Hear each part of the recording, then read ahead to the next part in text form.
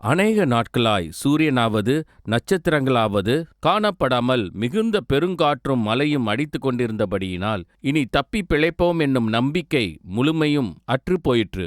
அநேக நாட்களாய் சூரியனையும் நட்சத்திரத்தையும் பார்க்காமல் கார்மேகம் சூழ்ந்த கடலின் நடுவிலே கரை சேருவோமா என்ற நம்பிக்கை இல்லாமல் பிழைப்போம் என்ற நம்பிக்கை அற்றுப்போகத்தக்கதாக பெரும் புயலிலும் காற்றிலும் கப்பல் சேதத்திலும் அகப்பட்டு கொண்ட பவுல் கொஞ்சமும் விசுவாசம் இழக்காமல், தன் நிலை இழக்காமல், பயப்படாமல் மற்றவர்களையும் உற்சாகப்படுத்தி கொண்டிருக்கிறார். காரணம், தன்னை அழைத்த தேவன் எந்த நோக்கத்திற்காக தன்னை அழைத்தாரோ அதை நிறைவேற்றாமல் அவருடைய வாழ்க்கை இந்த பூமியிலே முடியாது என்பதை உறுதியாய் அறிந்திருந்தார். நாம் கடந்து போகிற பாதையில் கூட எந்த நோக்கத்திற்காக கர்த்தர் நம்மை அழைத்தாரோ அதை எப்படியும் நம்மை கொண்டே அவர் நிறைவேற்றுவார். நமக்காக வைத்திருக்கிற ஓட்டத்தை பொறுமையோடு ஓடி கடைசியில் பவுல் சொன்னது போல, நல்ல போராட்டத்தை போராடினேன், என் ஓட்டத்தை ஓடி முடித்தேன், இது முதல் ஜீவ கிரீடம் எனக்காக வைக்கப்பட்டிருக்கிறது என்று சொல்லி ஒரு அக்காம்ப்ளிஷ்டு பர்சனாக